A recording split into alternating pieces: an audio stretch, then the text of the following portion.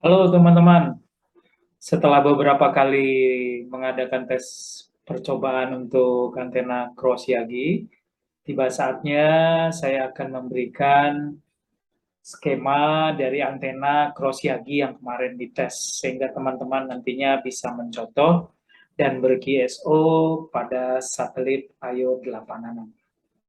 Nah, di sini sebelum saya menyampaikan eh, antena cross Yagi yang akan kita buat, skemanya, ada baiknya kita mengenal dulu apa itu satelit IO 86. Karena kemarin pun ada yang menanyakan bagaimana sih bermain satelit IO 86. Mari ikuti penjelasan singkat ini teman-teman, kenapa saya ingin membuat video ini. Satelit IO 86 dan cara membuat antena cross Yagi ya.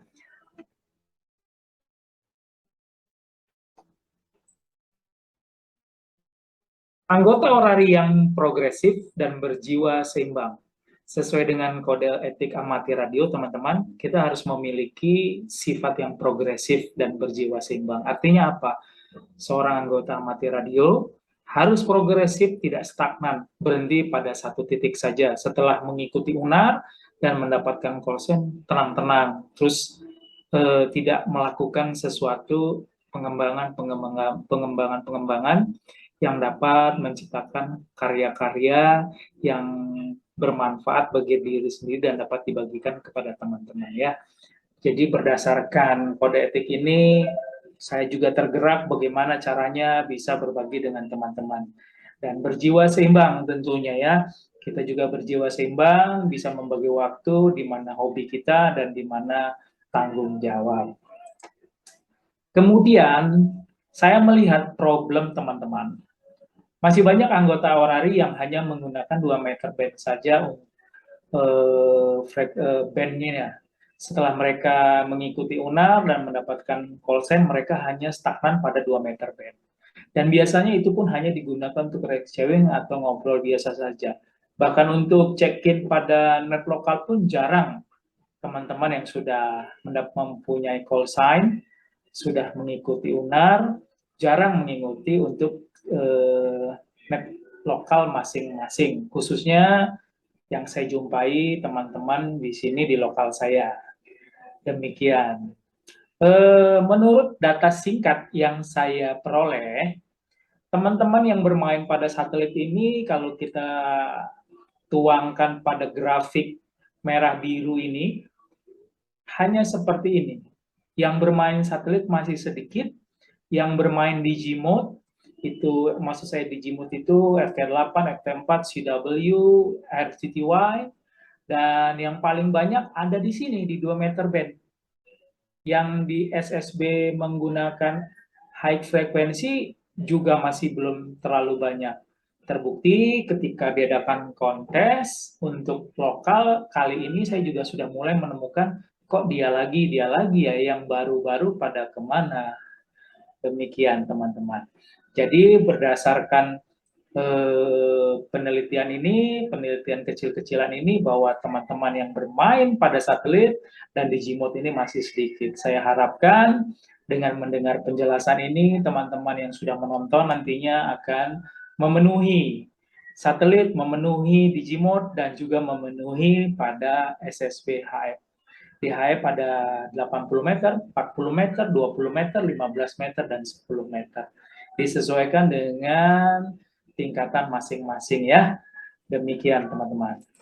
Kemudian solusinya bagaimana untuk teman-teman bisa bermain pada alokasi band sesuai tingkatan yang diperoleh adalah pertama membuat antena tentunya untuk bisa transmit pada band alokasi band yang sudah disediakan. Khususnya pada kali ini saya mau berbagi tentang antena satelit.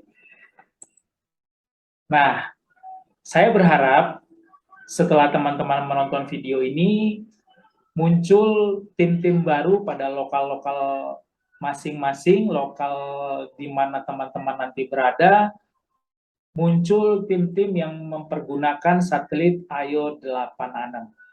Siapa itu? Ya, saya tidak tahu. nanti tanda-tanda tanya ini akan diisi oleh teman-teman. Ketika setelah menyaksikan video ini, saya berharap ada teman-teman yang mulai bermain dan mempunyai tim-tim baru pada lokal masing-masing. Nah, sebelum kita memasuki membuat antena, ada baiknya sekilas kita mengetahui apa sih satelit IO 86 ini. Satelit IO 86 itu diproduksi pada 28 September 2015 oleh putra-putra bangsa Indonesia. Dan misi dari satelit IO 8 ini adalah membuat citra bumi beresolusi tinggi untuk pengamatan kapal laut, serta komunikasi amati radio nasional dan komunikasi saat bencana. Juga ini meliputi nasional Indonesia dan juga negara tetangga ya. Kemudian satelit IO 8 ini tentu dikendalikan oleh 8 lembaga penerbangan dan antariksa nasional Indonesia ya. Satelit IO 8 ini kepanjangan adalah Indonesia Oscar 86.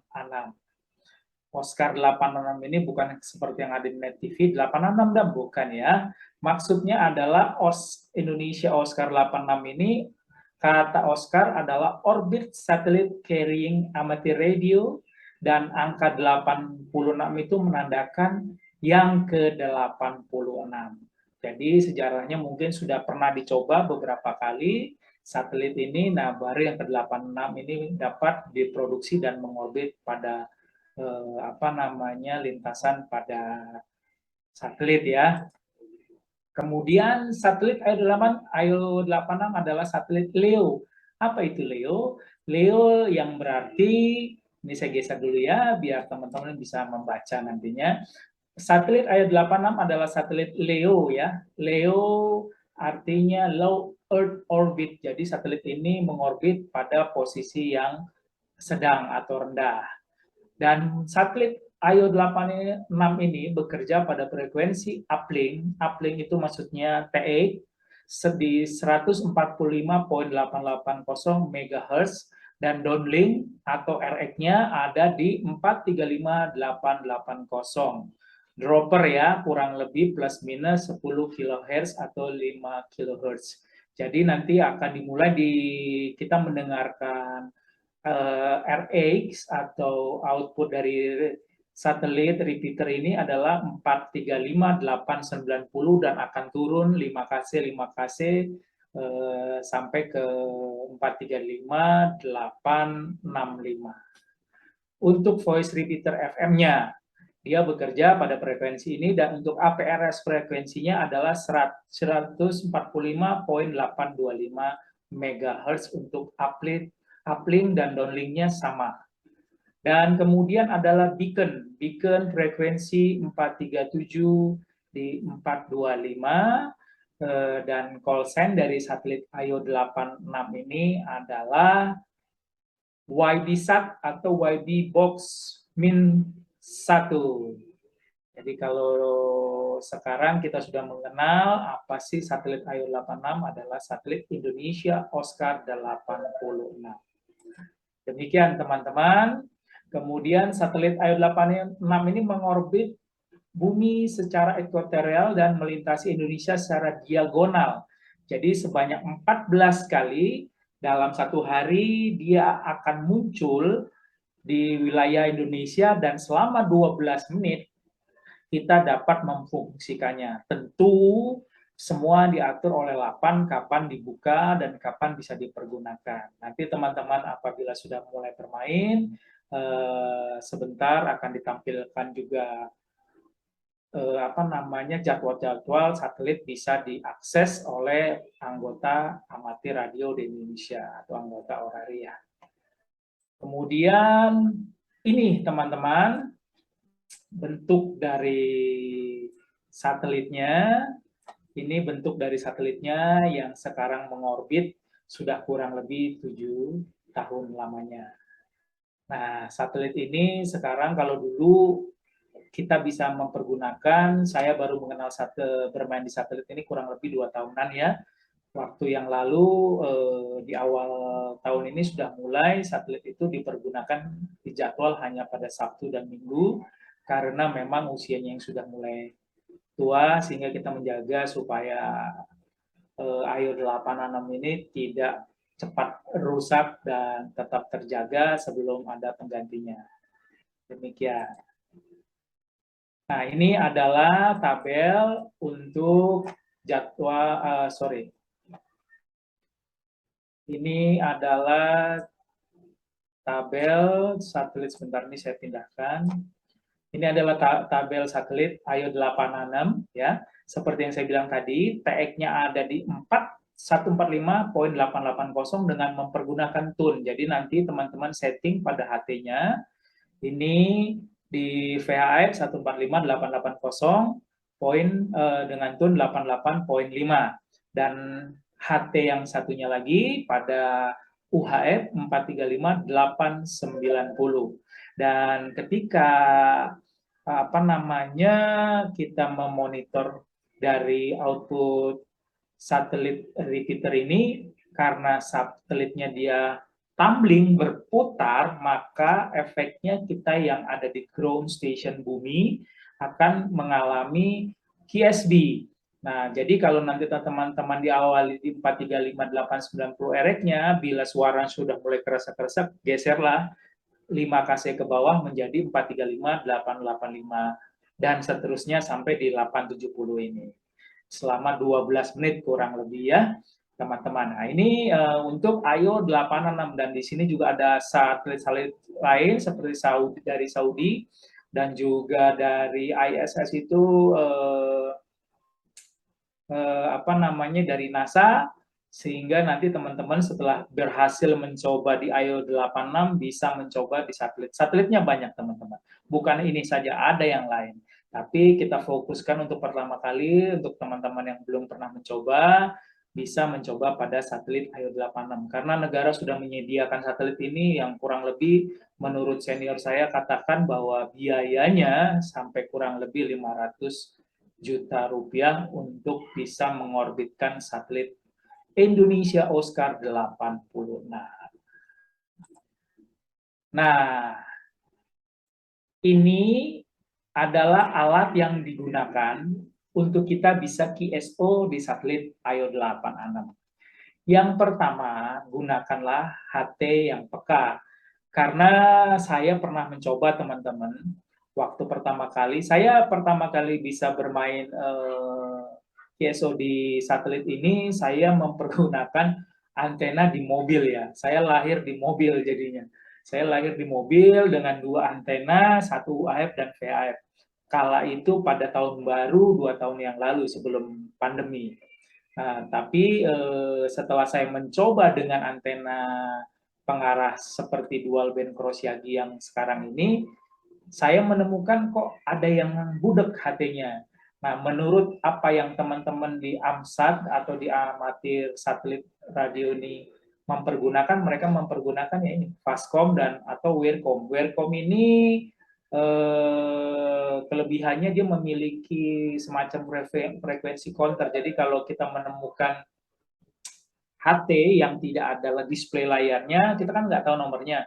Kalau kita mempergunakan Wircom ini, kita bisa mengetahui dia ada di frekuensi berapa, seperti frekuensi counter gitu. Jadi kita bisa tahu. Nah, gunakanlah HT yang peka. Teman-teman di AMSAT gunakan Fastcom atau Wircom untuk TX dan RX. Kemudian setelah kita mempergunakan HT yang baik, kita gunakan antena yang juga yang baik. Yang di sini yang kita akan buat adalah cross Yagi dual band. Ini antena yang nanti akan kita buat teman-teman. Ini adalah pralon dan di ujungnya adalah gagang sapu yang saya pergunakan. Tapi nanti teman-teman jangan gunakan sambungan seperti ini. Kenapa? Karena di sini di gagang sapu ini diameternya lebih kecil sehingga klem PPR yang dimasukkan harus ditambah dengan lakban kertas supaya dia pas bisa digunakan teman-teman. Nah, kemudian setelah kita mempunyai antena, kita gunakan juga alat yang berikutnya adalah aplikasi tracking satelit. Aplikasi ini bisa kita download melalui HP yang sudah kita miliki.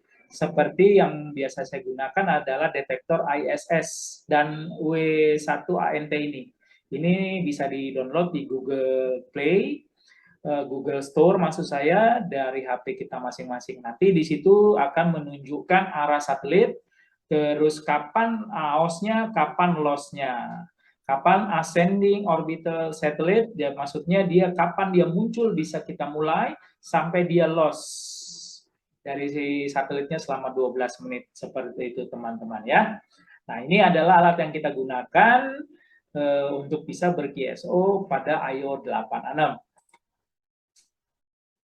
Nah, untuk memulai QSO pada satelit, teman-teman, biasakanlah kita mendengar sesuai standar operating procedural pada amati radio di Indonesia, ORARI, kita harus mendengar, dan mendengar, supaya kita tidak salah memanggil, supaya kita juga tidak mengganggu rekan lain yang sedang memanggil atau ber-QSO. Nah, seperti yang tadi saya bisa katakan adalah AOS, Ascending Orbital Satellite. Satelit IO-86 akan muncul dari arah barat dan akan melintas berputar sampai ke arah timur loss-nya ya. Jadi loss-nya ada di timur, ini AOS-nya ada di barat. Dan ketika kita berbicara, memanggil pada satelit, jangan terlalu banyak kata-kata yang dilontarkan, cukup sebutkan call sign kita. Misalnya seperti ini, Yankee Bravo 1, Bravo Bravo listening. Nah, nanti ada teman yang mendengar, mereka akan memanggil. Atau kita sudah mendengar rekan yang sudah menyebutkan call sign, kita tinggal memanggil saja. Misalnya Yankee Bravo 1, Hotel Bravo Ontario, you are 59, this is Yankee Bravo 1, Bravo Bravo Whiskey. Nah, nanti yang kita panggil akan membalas panggilan kita, oke, you are also 5/9. Terima kasih, selamat siang, atau selamat pagi, selamat sore. Nah, itu saja teman-teman. Artinya kita sudah sah berkomunikasi dengan lawan bicara kita. Nah, ini yang tadi saya sampaikan. Pertama, sebelum kita memulai, pastikan TX-nya pada radio TX frekuensi berada di 145.880 MHz dengan tune 88.5, dan HT yang satunya untuk receive pada RX-nya adalah 143.890 ya. Dan tadi yang seperti saya bilang, Doppler turun karena efek dari berputarnya satelit tumbling, maka kita yang ada di ground station, ini maksudnya para amati radio yang akan mempergunakan satelit repeater ini, jadi mengalami QSB kalau tidak menurunkan frekuensi pada RX-nya. Jadi nanti kalau terdengar suaranya berubah keresak-keresak dan tidak jelas, ini diturunkan menjadi 885 dan sampai 80 ya. Demikian teman-teman. Kemudian satelit akan tumbling yang seperti saya katakan antena sambil diputar. Jadi kita selalu memandang nanti pada antena itu kita kasih dudukan HP, dan HP itu akan menampilkan arah daripada satelit. Jadi kita mengikuti supaya kita tetap fokus arahnya pada lintasan yang sedang berjalan. Nah, beda dengan kita mempergunakan repeater yang ada di gunung, satelit ini repeater yang bergerak. Dan ini beda sekali ketika kita mempergunakan dengan repeater yang ada di gunung, teman-teman. Sangat beda. Walaupun kita nanti teman-teman akan menemukan sudah memiliki HT yang peka, sudah memiliki antena yang luar biasa baik, tapi bisa saja zong, tidak bisa TX pada satelit ini. Yaitu tantangannya teman-teman, dan teman-teman jangan menjadi kok saya nggak bisa QSO, terus mencoba ya, sambil ketika kita memanggil antenanya sambil diputar-putar. Bila RX mulai tidak jelas, turunkan frekuensi RX-nya ke 5 kHz yang seperti saya bilang tadi, di 435, 890 turun ke 885, turun ke 880, 875 sampai 870. Nah, begitu teman-teman. Ini bagaimana kita memulai QSO pada satelit IO-86, dan juga nanti ke satelit-satelit yang berikutnya juga akan seperti itu. Nanti kalau teman-teman pergunakan satelit ISS, NASA bisa berkomunikasi dengan astronot-astronot yang sedang ada di bulan. Kita bisa berkomunikasi dengan mereka, bahkan kalau mereka mengirimkan gambar SSTV, kita bisa menerima gambarnya dan kita bisa lihat di HP kita nanti bahwa teknologinya luar biasa ya. Kita bisa terima gambar juga melalui frekuensi yang kita tangkap lalu dibaca di dalam HP. Demikian teman-teman. Nah, ini yang ditunggu cara membuat antena cross Yagi dual band UHF dan VHF untuk tracking satelit. Nah, ini ya, seperti yang saya bilang tadi, ini adalah dudukan handphonenya. Nanti antena ini diputar-putar kalau kita sedang QSO supaya kita mendapatkan RX yang baik dan TX yang baik. Nah, ini dasarnya teman-teman. Mengapa saya membuat antena yang murah ini? Karena beberapa waktu lalu saya mengajak teman saya untuk bermain satelit ini, ternyata dia browsing dan menemukan di salah satu tempat jual beli dari luar negeri dan menemukan ini harganya hampir 2 jutaan sampai kalau di Indonesia ya dengan ongkos kirimnya 2 juta lebih dah, 2.500.000-an lebih dengan antena yang hanya seperti ini. Makanya ketika saya berpikir kenapa kita tidak membuat antena sendiri sehingga antena yang kita pergunakan ini adalah antena yang baik, antena yang mumpuni, antena yang bisa kita produksi sendiri, dan antena yang harganya tentu sesuai dengan kantong amatir orang-orang di Indonesia. Ya, tentu kembali seperti kode etik tadi, kita harus berjiwa seimbang, kita harus memanfaatkan yang ada dan juga mengikuti sesuai kantong kita masing-masing. Nah, kurang lebih membuat antena ini nggak sampai 200.000 teman-teman, nggak sampai 200.000 biaya yang dipergunakan ya. Jadi dasar pemikirannya kenapa saya buat antena ini karena saya menemukan teman saya mau beli antena ini mahal sekali. Nah, bahan yang kita butuhkan untuk membuat antena ini adalah 2 buah meteran, 1 pralon ukuran sebentar teman-teman, kok ini baterainya mulai habis ya, sebentar ya. Ini saya colokkan dulu supaya dia tidak mengganggu nanti tiba-tiba mati. Oke. 2 buah meteran, pralon ukuran 3/4 in, panjang 1,5 meter. Nah, seperti yang saya sampaikan tadi, pralonnya tidak usah dipotong. Kalau saya tadi kan disambung dengan aluminium sapu, gagang sapu itu, teman-teman tinggal beli pralon sepanjang 1,5 meter saja, tidak usah dipotong. Lalu digunakan lagi klem PPR ukuran 3/4 in. Jadi ukuran pralonnya 3/4 dan ukuran klemnya juga 3/4 in. Klem PPR nanti akan saya tampilkan gambarnya bila teman-teman bingung apa sih klem PPR. Klem PPR itu klem untuk pralon air panas teman-teman. Kemudian baut 4 mili kecil ya, baut 4 mili yang panjangnya 1 cm karena klem PPR ini di tengahnya sudah bolong dan saya temukan yang cocok untuk bautnya adalah 4 mili panjangnya 1 cm ditambah mur dan ring ya. Kemudian adalah kabel RG58.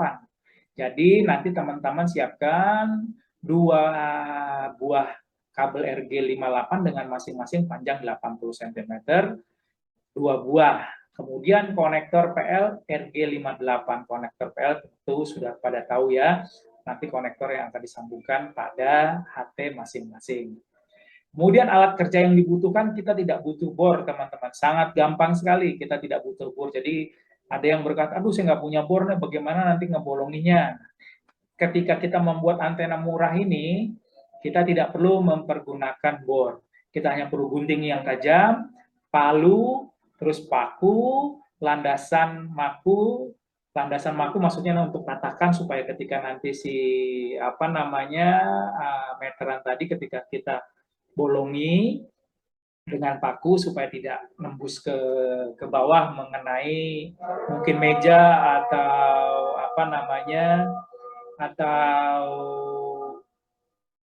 lantai gitu ya. Nah, solder ini nanti untuk menyolder kabel pada konektor PL dan timah. Demikian teman-teman. Nah, inilah yang ditunggu-tunggu teman-teman. Ini adalah ukuran dari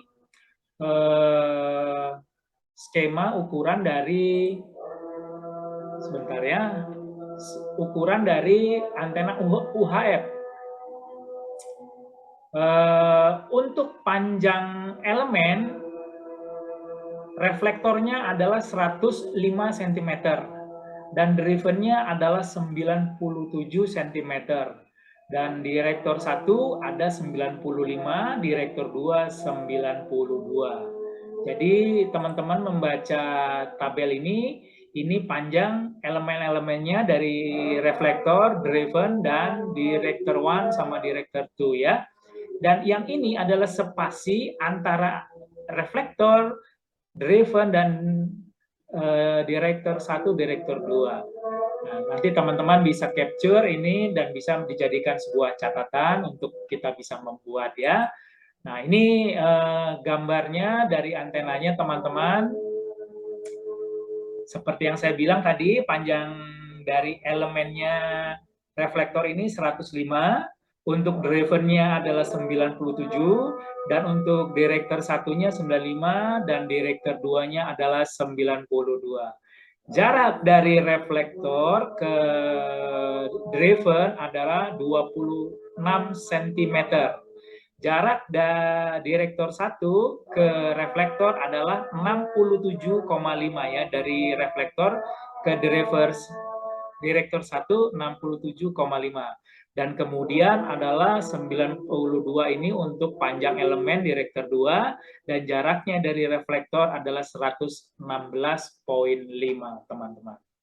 Nah, ini adalah gambar dari antenanya, baru satu band ya, satu band. Nanti ketika teman-teman sudah mengetahui dua ukuran dari antena ini, baik VHF dan UHF, kita akan kawinkan pada boomnya. Sementara ini teman-teman bisa capture untuk dijadikan bahan acuan, sehingga nanti teman-teman lebih paham ketika membuatnya. Nah, ini adalah gambar ikan buntal, teman-teman. Gambar ikan buntal, bukan. Maksudnya ini adalah pola pancaran.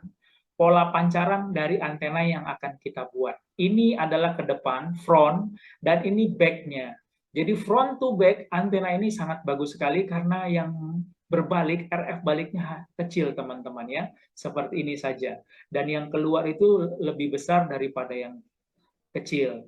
Jadi ketika nanti teman-teman ingin membuat antena apapun, perhatikan di sini bahwa kita harus mengetahui apakah dia memancar semuanya ke depan seperti ini, atau dia ikan buntalnya ada dua, berbalik juga seperti ini di sini. Nah, kalau sampai dia ada ikan buntal lagi di belakang, berarti antena ini, kalau bahasa saya sih bantet. Artinya antena ini tidak bisa lari. Sekalipun antena nanti yang kita bikin matching pada 1.0, itu nggak ada gunanya teman-teman, karena dia akan keluar muntah kembali ke belakang, artinya tidak memancar ke depan.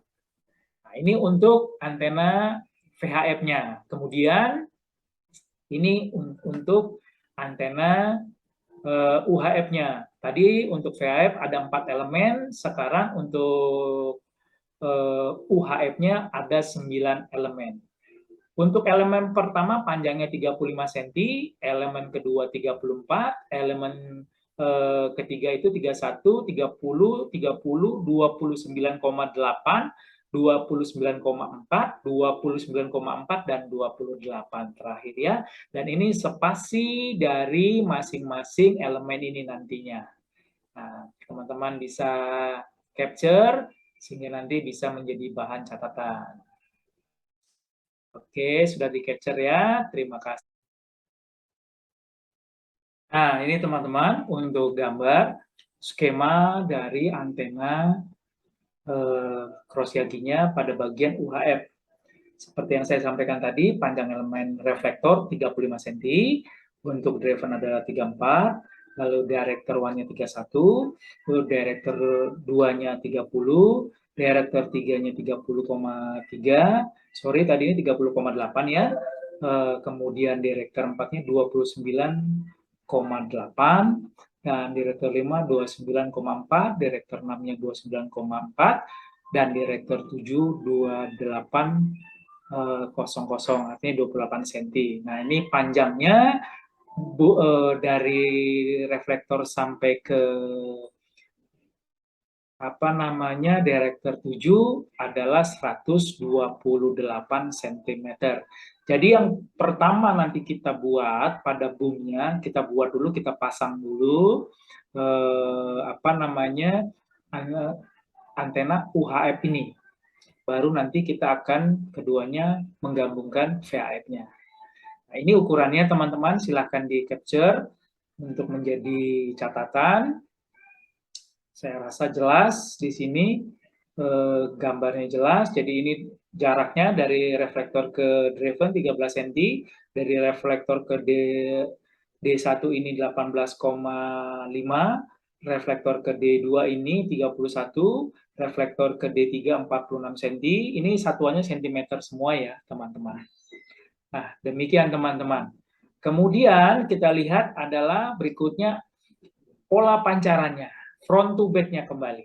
Seperti ini teman-teman, dia lebih tajam karena elemennya lebih banyak, dia lebih tajam arahnya ke depan dan front to back-nya kecil atau kondenya ini kecil ya. Dan ini menunjukkan bahwa posisi elemen, panjang elemen sudah betul dan sudah benar sesuai dengan apa yang dimasukkan pada hitungan ini. Mungkin teman-teman di sini pada bingung bagaimana sih caranya mendapatkan hitungan ini. Ini didapat teman-teman dari hitungan Yagi ya. Hitungan Yagi yang saya peroleh. Sebentar.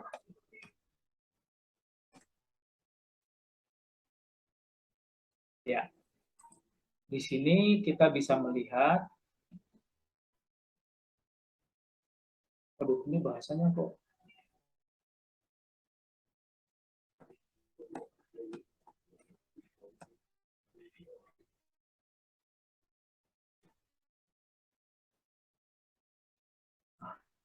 Tadi bahasanya bahasa Itali, saya agak bingung teman-teman.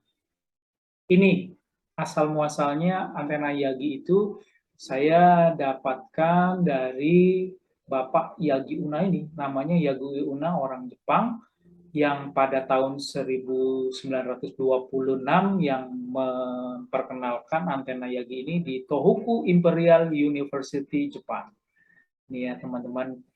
Dan kalau nanti teman-teman mau tahu lebih banyak bisa dibaca sendiri karena saya bukan mau mengajarkan hitungan rumusnya. Kalau mempergunakan hitungan rumusnya nih teman-teman, aduh, saya sendiri bingung cara mengaplikasinya kan rumus ini. Bagaimana saya juga bingung teman-teman, dan teman-teman juga pasti pusing. Tapi yang pasti ini berdasarkan penemuan secara ilmiah yang sudah diaplikasikan pada tahun 1926 ya. Dan di sini ketika saya membaca ini saya menemukan juga bahwa keren banget loh ini. Ini dipergunakan pada pesawat Jerman, teman-teman. Antena Yagi di hidung di moncongnya ya nih dipergunakan ini Yagi Array namanya di Jerman pada pesawat FUG 220 VAF radar ya pada Perang Dunia Kedua. Night Fighter Aircraft. Jadi ini pesawat tempur malam, dia mempergunakan ini. Nah, di video yang pertama saya katakan saya nggak tahu siapa yang memasang meteran ini menjadi antena. Nah, ternyata ketika saya baca ini, saya menemukan gambar ini. Ini gambarnya pasti bukan dari tahun 1926, pasti lebih muda, mungkin tahun 90-an, 80-an. Nah, ini ternyata amatir pendahulu kita, mungkin dari Eropa atau Amerika sudah membuatnya. Jadi hari ini ketika kita mencoba membuat antena dari meteran ini bukanlah sesuatu yang baru, sebenarnya sudah pernah dibuat. Karena begitulah ilmu pengetahuan teman-teman. Oke, kita kembali kepada ini antena kita. Seperti yang tadi saya katakan bahwa kita berbicara berdasarkan fakta dan data, sehingga dari mana mendapatkan itu kita bisa menjawabnya memang ada rumusnya. Bukan cuma asal-asalan dibuat sehingga kita mendapatkan kualitas antena yang baik. Nah, dari skema ini teman-teman, kalau hari ini kita mencoba membuat dari meteran, itu nggak jadi masalah. Tentu akan berbeda ketika kita membuat bahannya dari aluminium. Karena sebenarnya pada rumus ini ada dipergunakan untuk elemen ini berdiameter 0,9 senti ya, atau 0,9 senti, artinya itu ukuran-ukuran yang aluminium kecil sehingga mendapatkan hitungan-hitungan yang seperti ini. Ini untuk VF-nya dengan kekuatan antenanya adalah 10,18 dB. Jadi kalau teman-teman memancar mempergunakan HT 2 watt saja, artinya teman-teman sudah mempergunakan 20 watt bisa memancar dan diterima pada stasiun yang lain. Dan kalau kita gunakan pada satelit, itu adalah sesuatu power yang sudah sangat besar. Dan menjadi catatan yang penting teman-teman, jangan gunakan power besar pada satelit, apalagi mempergunakan radio meja atau radio rig maksudnya, karena satelit akan ribot dan akan mengalami kerusakan nantinya apabila sering dipergunakan dengan power yang besar. Itu yang bisa saya bagikan teman-teman. Teman-teman sekarang saatnya kita akan melihat pada apa namanya antenanya ya. Ini adalah antenanya teman-teman. Ini adalah antenanya, semoga terlihat dengan jelas ya. Ini dari belakang sampai ke depan sana itu untuk elemennya. Nah, ini seperti yang tadi kita lihat bahwa ini kan bisa diketuk-ketuk. Kemarin waktu saya coba, saya bawa ke Jakarta dan juga masuk ke dalam mobil diketuk seperti ini teman-teman. Seperti yang saya bilang tadi, ini adalah boom dari apa namanya, dari pralon, dan ini dari gagang sapu. Sehingga kalau pergunakan gagang sapu seperti ini teman-teman, dia harus dikasih lakban kertas karena klaim PPR-nya, apa sih klaim PPR? Ini loh teman-teman, klaim PPR itu seperti ini. Ini namanya klaim PPR. Biar lebih jelas karena di sini sudah malam. Ini klaim PPR teman-teman, ini namanya klaim PPR. Di tangannya sudah bolong, jadi kita nggak usah bolongin lagi. Ini sangat pas sekali kalau kita ceploskan pada peralon ini. Jadi tinggal kita tekan, nanti akan saya praktekkan. Nah, jadinya seperti ini teman-teman. Ini adalah satu elemen pada UHF ya. Tuh. Kita tinggal membolongi saja meteran ini dengan paku dan memberikan apa namanya laut 4 mili sepanjang 1 cm dan menggunakan 2 ring 1 mol yang kita aplikasikan jadinya seperti ini teman-teman. Menjadi seperti ini ya. Sangat mudah. Ini tinggal dibolongi dengan paku. Ini yang seperti saya bilang tadi. Ini adalah landasannya. Ini potongan aluminiumnya. Lalu kita bolongi dengan paku, dipukul dengan palu ya. Demikian.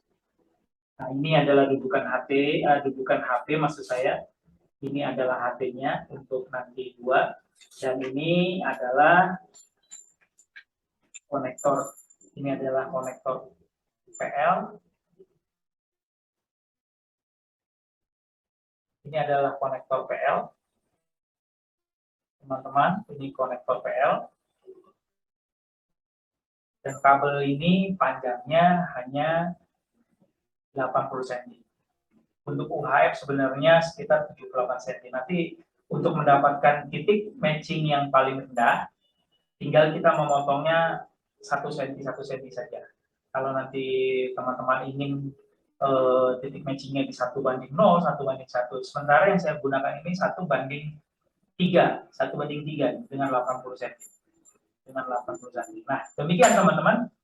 Kita mempergunakan 2 HT Di sini saya gunakan 2 HT ini teman-teman,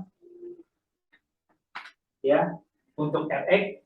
Tapi bila mana teman-teman baru memiliki 1 HT, jangan khawatir, jumper saja.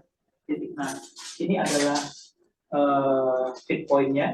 Feed point ini jaraknya cuma 1 cm, teman-teman, antara kiri dan kanan ini berbeda 1 cm. Jadi total panjang kanan dan kiri sesuai dengan skema yang tadi kita baca ya. Jadi kalau kepanjangan sedikit dipotong pada tracker. Jaraknya 1 cm seperti ini. Nah, kalau mempergunakan 1 HT, kita jumper, ini kan VHF, kita jumper ke UHF-nya. Kita kasih kabel, kita sambungkan, sehingga nanti bisa dipergunakan 1 HT. Kalau memang belum ada, apa namanya, ini kan saya tekuk ya, saya tekuk begini, dia tidak masalah, saya tekuk, dia tetap bisa kembali pada posisi sebelumnya. Sekali lagi, ini gambaran dari